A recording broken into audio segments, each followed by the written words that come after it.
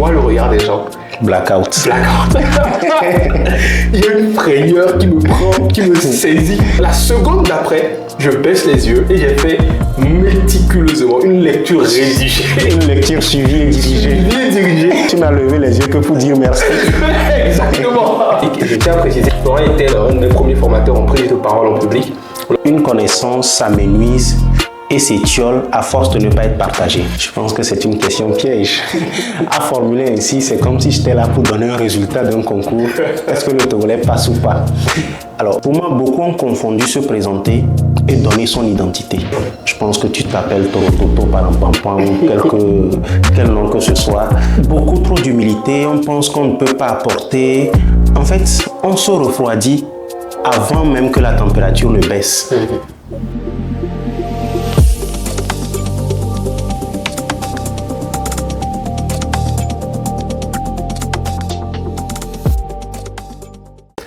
Bonjour Florent. Bonjour. J'espère que tu vas bien. Je vais très bien par la grâce. Ah, super, merci beaucoup d'être là pour l'émission. Le plaisir est partagé. Je tenais à faire l'interview avec toi pour parler de la prise de parole en public et je tiens à préciser, Florent était mon premier formateur, un de mes premiers formateurs en prise de parole en public. Lorsque je participais avec une équipe de l'ISDI, de l'Institut supérieur de droit et d'interprétariat, lorsqu'on participait au joute verbal francophone pour l'édition 2018. Donc voilà, c'est toujours un honneur d'être là avec un ancien dans le game, comme on dit, et aussi avoir ton parcours, vu que tu as continué en tout cas les formations, les accompagnements en tout cas personnalisés aussi aux personnes qui ont besoin de la prise de parole en public au Togo. Pour moi, il fallait impérativement qu'on puisse discuter, qu'on puisse échanger afin que tu puisses livrer aux personnes qui me suivent des astuces, des clés et surtout ta vision de la prise de parole en public. Donc, avant de commencer très concrètement, est-ce que je peux te laisser te présenter pour les personnes qui te connaissent? Avec plaisir. Donc, permets-moi d'abord de te remercier pour cette opportunité et de rectifier en disant que durant ce temps qu'on a partagé ensemble, ce n'était pas une formation. Est-ce que tu avais besoin d'une formation à cette époque? Je pense que Pierre-Damien Fougou était suffisamment bon à l'époque. Il avait simplement besoin qu'on lui dise la compétition dans laquelle il entrait, quelles étaient les règles, les protocoles et pour le reste, le talent y était depuis. Et cela s'est confirmé par la suite au niveau de tes différentes prises de parole, les différentes compétitions auxquelles tu as participé. Et cela l'est davantage à travers ce que tu fais maintenant. Donc franchement, félicitations à toi. Merci. Et merci d'être là. Donc je suis Florent Hadmissa Nyanlé. Je suis jeune Togolais qui est également tombé amoureux de la prise de parole en public à travers naturellement cette compétition aussi. Par la suite, j'ai eu l'opportunité de suivre des formations de perfectionnement en prise de parole en public. J'ai pu donc participer aussi à plusieurs compétitions d'art oratoire ou de plaidoirie d'ailleurs, aussi bien au Togo, dans la sous-région qu'à l'international. Et cette expérience que j'ai pu acquérir me fait dire que non, une connaissance s'amenuise et s'étiole à force de ne pas être partagée. Je me suis donc lancé depuis pratiquement 5 ans maintenant dans la formation et le perfectionnement à la prise de parole en public, autant pour les particuliers que pour certaines structures. Et je pense que c'est aussi une bonne voie. En plus, naturellement, pour nous deux, de notre casquette de juriste, on le fait également à titre de passion, n'est-ce pas? Bien sûr. Parfait. Je pense avoir dit l'essentiel, on ne se connaît jamais assez. Merci pour la présentation. Alors, comme je l'ai annoncé au départ, le but c'est de parler de l'art oratoire, particulièrement au Togo, et également de la vision que tu as de l'art oratoire, de la manière dont l'art oratoire se développe, de la particularité des prises de parole en public au Togo. Alors, première question, est-ce que tu penses que le Togolais est un bon orateur, que le Togolais lambda est un bon orateur par rapport aux personnes que tu as eu à voir, qui prenaient la parole, que tu as eu à accompagner? Donc, est-ce que tu penses que le Togolais lambda est un bon orateur ou une bonne oratrice? Je pense que c'est une question piège. À formuler ainsi, c'est comme si j'étais là pour donner un résultat d'un concours. Est-ce que le Togolais passe ou pas? Alors, plus sérieusement, de mon expérience, je pense qu'on dit souvent que l'Afrique est un continent de l'oralité et par conséquent, les pays et les communautés qui constituent ce continent sont aguerris pour ce qui concerne l'oralité. Le Togolais s'exprime, le Togolais aime s'exprimer, mais je me suis rendu plutôt compte d'une réalité togolaise, c'est l'humilité. Le Togolais a à dire, le Togolais sait dire, mais beaucoup sont encore réservés dans leur prise de parole je mets cela sous le sceau de l'humilité. Beaucoup préfèrent écouter, entendre, plutôt que de s'exprimer. Et d'ailleurs, ceux qui franchissent ce cap et s'expriment le font très bien. J'apprécie. Parce que l'essentiel pour moi dans l'expression, c'est de pouvoir être entendu et de pouvoir être compris. Donc, je dirais que le Togolais s'exprime. Quelques-uns ne le font pas, mais cela ne veut pas dire qu'ils ne savent pas le faire. Ok. C'est vrai, c'est intéressant ce que tu dis par rapport à cette humilité, on va dire, comme je pense que c'est devenu une marque distinctive de tout Togolais, même de l'Africain peut-être en général. Après, ça dépend des zones, mais particulièrement du Togolais.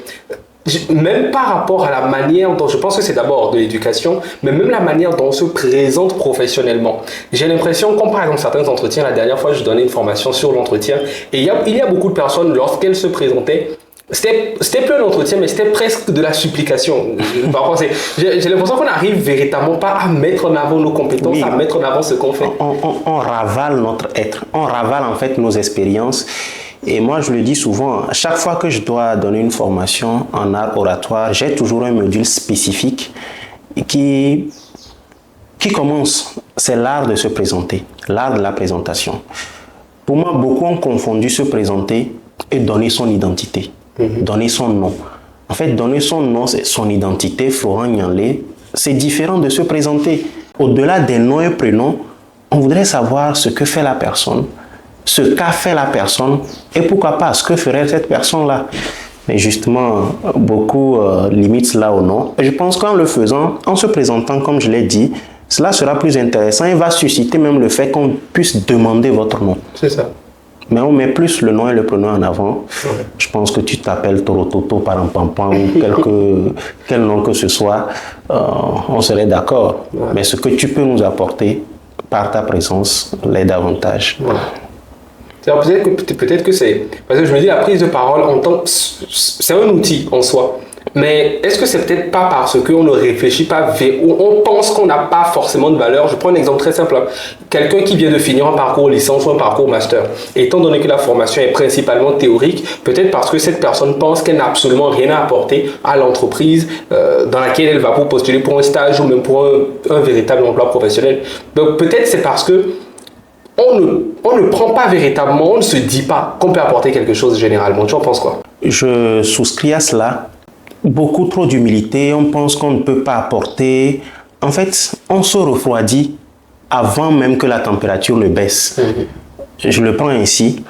Et pour moi, ce sont des attitudes qui doivent évoluer. Dans certaines communautés, les gens ont l'esprit smart, qui parfois même tourne à l'escroquerie, entre griffes. Et il te parle tellement bien de lui, au final, tu te dis, mais en fait, il est tout. Alors qu'au fond, il n'est rien. C'est ça. Et donc, d'autres ont tellement gonflé leur marque, en fait, alors qu'ils ne sont que... il n'y a pas grand-chose à découvrir. Il y en a qui sont une mine d'or, qui ne veulent pas le faire savoir. Il y en a véritablement qui ne connaissent pas assez et qui préfèrent rester dans cette grande humilité de ne sais pas assez. Mais l'exemple de l'étudiant que vous avez donné tout de suite, connaître, ce n'est pas simplement l'expérience pratique. Vous êtes sorti d'une formation, vous avez quand même des connaissances théoriques. Et on est d'accord que la théorie sans la pratique n'est rien, tout comme pratique qui n'a pas de théorie est difficile également à transmettre. Donc, moi, je pense qu'on devrait jumeler les deux pour pouvoir aller loin. Et pour terminer avec toujours cet exemple de l'étudiant qui pense qu'il n'a rien à présenter, il faut toujours trouver la possibilité de bien se présenter, de parler de ce qu'on sait. Même si on ne sait pas encore le faire. Et là, je vais rejoindre Einstein qui disait que la connaissance acquiert par l'expérience. Tout le reste n'est qu'information. De cette expérience que vous aurez, vous allez apprendre d'autres choses encore. Totalement. Est-ce que, à ton avis, parce qu'il y a beaucoup de personnes qui se disent que dès lors qu'elles voient quelqu'un qui parle bien, en gros, elles se disent que c'est un talent inné, que c'est voilà, cette personne parlait bien depuis le départ. Déjà, est-ce que tu peux nous donner toi ton expérience par rapport à la prise de parole? Est-ce que tu étais quelqu'un qui parlait déjà très bien depuis le départ? Et aussi, est-ce que tu penses que l'art oratoire, la capacité d'être à l'aise lors d'une prise de parole et d'impacter, donc d'embraser les foules, est-ce que tu penses que c'est inné? Est-ce que tu penses que c'est un don? L'éternelle question entre est-ce que l'art oratoire doit être inné ou acquis? Je pense, pour ce qui moi me concerne, que très souvent, à travers mon apparence, on sait déjà qui je suis. Je suis une personne de nature timide. Je ne réclame pas la parole, mais je fais l'effort de ne pas décevoir lorsqu'on me la donne. Parfois, les jeunes viennent même me dire, mais tu parles bien, tu le fais bien. On est un peu surpris, mais ton attitude ne donne pas l'impression que tu peux le faire.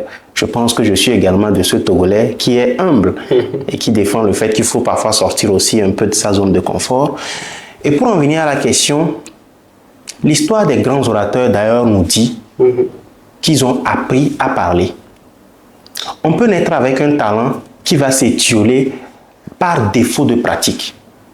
Et je suis sûr, qu'en mettant en avance notre grande humilité, même les personnes que nous admirons, qui nous disent qu'ils sont nés avec la prise de parole, nous diront qu'à un moment, ils ont dû apprendre quelque chose.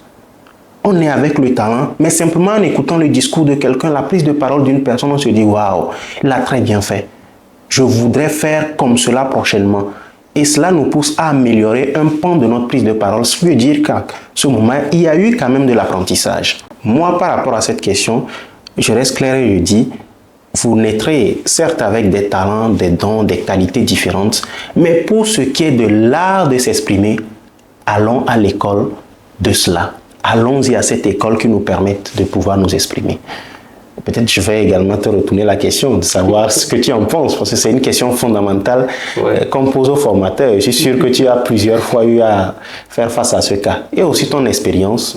Est-ce que l'orateur Damien Fougou, est-ce qu'il est né avec ou il l'a appris? Alors la question elle est particulière pour moi, tu vois, c'est pour ça que ça me faisait assez rire tout à l'heure quand tu me disais que quand on s'était rencontrés, que tu pensais en gros tu voyais que j'avais déjà le talent de la prise de parole. Mais moi, si quelque chose doit me caractériser, en tout cas avant que je ne devienne l'orateur que je suis, c'est vraiment de la frustration. Parce que, certes, j'étais timide, mais pas par choix, par obligation, d'une certaine manière. J'étais timide alors que j'avais beaucoup à dire. Je voulais dire des choses, mais je ne savais pas forcément les dire. Et en plus, il y a toujours quelque chose, je pense que les personnes qui me connaissent bien le savent, je parle très vite, j'ai un début de parole qui est très vite, qui est très élevé. Et donc, ça fait que avant, je me rappelle, chaque fois que je parlais à quelqu'un, c'était toujours pardon, qu'est-ce que tu dis? Répète s'il te plaît. Donc, ça faisait que moi, à un moment donné, je me suis dit, mais finalement, je me tais. Et je voyais plein de personnes parler, très bien parler, et moi j'avais cette frustration de je ne sais pas parler, je n'arrive pas à parler. Et en plus j'étais, pour le dire très simplement, j'étais le plus petit partout où j'allais, parce que j'étais à l'école très tôt. Je pense à 2 ans mes parents m'ont dit allez c'est bon, on va à l'école, ils m'ont vite mis dans le bain. Et ça fait que d'une certaine manière, vu que j'étais petit partout, aussi par rapport à la culture qu'on a généralement, se disant le plus petit n'a pas exactement s'exprimer pendant que les grands parlent. Je pense que d'une certaine manière, moi j'étais frustré par ça parce que, et en plus j'essayais vraiment d'en apprendre beaucoup sur plein de choses différentes afin de pouvoir véritablement m'exprimer. Mais je ne savais pas le faire.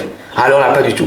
Je me rappelle encore au lycée. Un jour, je m'étais présenté pour être délégué, pour être major, en tout cas de la classe. Et il y a quelqu'un qui était passé juste avant moi, et qui s'était présenté, mais très bien, une présentation impeccable. Et moi, je passe après. Et la seule chose que j'ai pu faire, c'était le copier. Et ça se voyait tellement que je me rappelle encore des gens qui... des gens qui étaient autour et qui disaient mais il le copie ou pas, il le copie. Tu vois, et en fait, c'était toujours cette frustration que j'avais. Je ne savais pas en fait le faire alors que j'avais envie de parler. Et donc quand je suis arrivé à l'université, c'est là où je me suis dit, allez là, c'est un peu comme si je repartais sur des bases.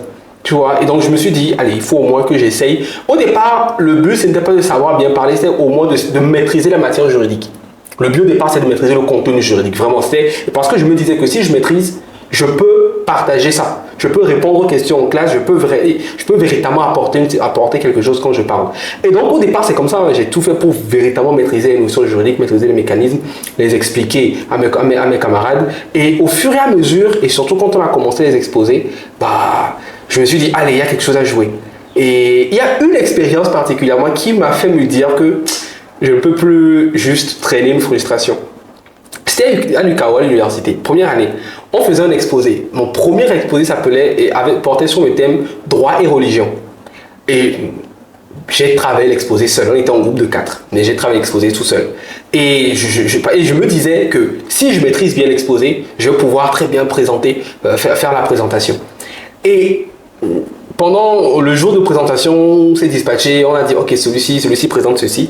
Donc moi, vu que c'est moi qui ai fait l'exposé pratiquement seul, je prends j'arrive devant la classe, devant la salle, je prends le support, je lève les yeux, je vois le regard des gens. Blackout. Il y a une frayeur qui me prend, qui me saisit.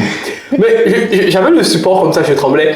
Et la seconde d'après, je baisse les yeux et j'ai fait méticuleusement une lecture rédigée. Une lecture suivie et dirigée. Du début à la fin. J'ai lu... Tu n'as levé les yeux que pour dire merci. Exactement. Tu faisais comme ça pour lire. Tu vois. Et c'était pas uniquement ça, c'est que juste après, il y a une fille qui est passée devant pour présenter. Et elle, quand elle a présenté, mais c'était brillant. Moi, j'étais derrière, je la regardais. C'était comme si c'était elle, en fait, qui allait travailler, tu vois. Et donc, moi, quand je voyais ça, je me suis dit, mais elle mettait des illustrations, elle a présenté, elle se détachait totalement de la feuille, elle n'a pratiquement pas lu. Et juste après, le professeur est venu devant le professeur, a dit, mais il faut prendre exemple sur elle, que ça se voit qu'elle maîtrise le sujet. Et au fond de moi, je me disais, mais moi, j'ai travaillé sur la chose.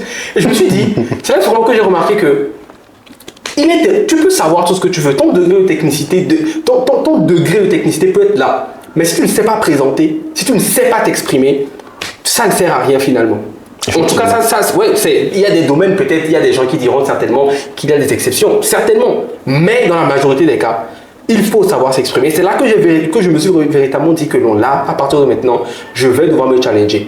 J'ai commencé par suivre énormément de vidéos et à m'intéresser vraiment à la chose, à beaucoup plus pratiquer surtout en classe. Je levais la main tout le temps. L'auto-formation. C'est ça. Voilà. C'est ça. Et moi, c'est comme ça que j'ai vu la chose. C'est pour ça que pour répondre à la question, alors l'histoire était assez longue, mais pour répondre à la question, moi, je pense être un des exemples en tout cas de l'état de fait selon lequel la prise de parole, la capacité à être à l'aise, à pouvoir parler de manière suffisamment aisée, à être éloquent, ça s'apprend. Ça s'apprend. Ça s'apprend. Et je suis totalement d'accord avec ce que tu dis. Même si on a ce talent-là, parce que oui, il y a des personnes qui ont ce talent. C'est comme tout, hein, des gens, des talents particuliers pour la musique, etc. Mais peu importe notre talent, peu importe aussi notre incapacité à prendre la parole, le degré de notre incapacité à prendre la parole de prime abord, ça s'apprend toujours. Et moi, j'ai appris de plein de personnes, de toi notamment, de plein de personnes qui ont eu à me former, et je continue toujours d'apprendre. Et pour moi, ça s'apprend. Moi, je voudrais vraiment que chacun puisse noter cela. La prise de parole, elle s'apprend. Ouais. Peut-être que ce serait un slogan. Ça s'apprend en fait. Vous avez beau avoir ce talent et puis même de ton histoire, je me suis rendu compte que tu étais en fait l'inverse du problème. En fait, en art oratoire, il y a deux problèmes. De mon expérience, il y en a qui se disent qu'ils ne peuvent pas parler, qui n'arrivent pas à faire le pas. Il y en a qui finalement savent bien parler au point de ne pas pouvoir aussi s'arrêter ou encore de ne pas pouvoir agencer les idées. À ton enfance, moi je pense que tu avais tellement d'idées qu'au final, comme tu le disais, tu parlais vite, tu voulais rapidement dire tout. Ça, c'est une chose. Et deuxièmement, tu t'étais rendu compte également que, voilà, maintenant tu parlais à des personnes individuelles, tu te disais que tu avais des choses à dire, même si on t'empêchait de les dire. Maintenant que tu as eu cette occasion de pouvoir le faire, tu t'es rendu compte qu'en réalité, c'est différent. L'autre chose, c'est qu'on parle aussi bien dans notre tête, mais lorsqu'on est devant le public, on se rend compte que c'est effectivement différent. C'est ça. Ça s'apprend, il faut que chacun puisse le noter. La vie est codée, et chaque domaine avec son code. Et je pense que c'est en maîtrisant les codes d'une activité qu'on pourra la faire de façon intéressante. Seulement qu'il ne faut pas qu'on se dise qu'il faut toujours rester dans les codes. Moi, je suis de l'avis de ceux qui pensent qu'à un moment donné, il faut penser au-delà de ce qu'on nous a demandé de faire. Il faut, les anglophones le disent, to think out of the box. Penser au-delà de, voilà, je ne sais pas comment traduire ça, mais il faut aller créer, laisser l'imagination faire son travail. C'est ça. Parce qu'en restant dans les codes, on ne fera que ce qui est demandé et on ne voit pas l'innovation. Prends l'exemple sur les footballeurs. Les 11 qui jouent sur un terrain ne sont pas forcément les meilleurs du pays. Mais je pense qu'à l'instant T, on estime que ce sont ceux qui ont respecté suffisamment les règles de ce art pour pouvoir être sur le terrain. En art oratoire aussi, il y a des manières, il y a des techniques, il y a des astuces qui font que aisément, même une personne qui penserait qu'elle ne le pourrait pas, elle le ferait. À travers la formation, bien entendu. Totalement à travers la formation. Et c'est ça, il faut, comme dans tous les aspects, dans beaucoup d'aspects de la vie, il faut se former. Et généralement, quand on parle de formation, je pense que les gens dramatisent. On disait, il faut forcément que j'aille, peut-être, tu vois, dépenser des millions ou des milliers en francs CFA ou en euros. Mais l'auto-formation, déjà, c'est quelque chose. Oui. Et en plus, aujourd'hui, il y a quand même beaucoup de formations qui sont relativement gratuites, en tout cas beaucoup d'événements de prise de parole auxquels les personnes qui s'intéressent véritablement à la chose peuvent participer. Et moi, je pense même, pour adjoindre à cela, que la meilleure des connaissances acquiert par l'auto-formation. Si vous arrivez à mettre du sérieux dans ce que vous voulez et dans la méthodologie à pouvoir l'obtenir, vous serez le meilleur de votre domaine. Nous avons plusieurs fois travaillé ensemble lorsque tu partageais l'expérience sur... mais je reste suffisamment persuadé que ce que j'ai pu apporter à toi aujourd'hui représenterait 5 ou s'il y a un maximum 10%. Pour le reste, c'est l'auto-formation. Et même l'histoire de ces grands orateurs, je dois toujours revenir. Si je prends par exemple Démosthène, Démosthène s'est auto-formé. Totalement. C'est auto-formé. Et quand on y met de la rigueur, on sera nous-mêmes étonnés par l'importance, par notre talent. Et même, si vous faites la formation, vous faites former par Pierre Damanfigo, il vous recommandera obligatoirement. Ce qu'on vous a présenté ici n'est pas exhaustif. C'est ça. Moi, j'ai pour l'habitude de dire, même hier, nous avons fait une formation, il y a à peine quelques jours, où je disais aux participants que ce que moi je vous donne est le meilleur de moi. Mais je reste suffisamment humble pour vous dire que ce meilleur ne fera de vous qu'une personne moyenne, qu'un orateur moyen. Je vous ai donné les 10 clés qui vous permettent d'être un orateur 10 sur 20. Tout le reste sera bâti sur votre personne. On vous donne la possibilité de pouvoir sortir du lot, mais on ne vous donne pas forcément la possibilité d'être le meilleur. Le meilleur ne dépendra que de vous, C'est ça. à travers le travail, la recherche, la pratique. Mais le soutien fera que nous, on fera tout pour mettre cela à vos côtés. Ouais. C'est bien dit, franchement, c'est très bien dit. Qu'est-ce qui, toi, dans ton parcours de formateur, qu'est-ce qui t'a assez marqué dans ton parcours de formateur? Est-ce qu'il y a des événements, des choses qui t'ont particulièrement marqué pendant que tu formais des gens, sur tous les plans, hein, tant par rapport aux personnes que tu formais que par rapport à ce que tu voyais quand tu formais? Ah, moi, je dirais que l'art oratoire fait des miracles. La prise de parole en public fait des miracles. Parce que c'est la seule activité, moi, qui m'a permis de pouvoir rencontrer des gens qui, pour moi, étaient des idoles, mais qui, en réalité, me prenaient également pour idole. Ouais. C'est parfois paradoxal. Une personne que tu admires tant, qui demain te joint pour te dire qu'elle t'apprécie tant. Est-ce que tu pourrais l'apprendre à faire ce que toi tu fais? Moi, je n'ai pas eu le courage de demander à la personne de m'apprendre ce qui fait d'elle à mes yeux une personne particulière. Pour dire que de cette expérience de formateur, j'ai pu rencontrer des personnes, voir des personnalités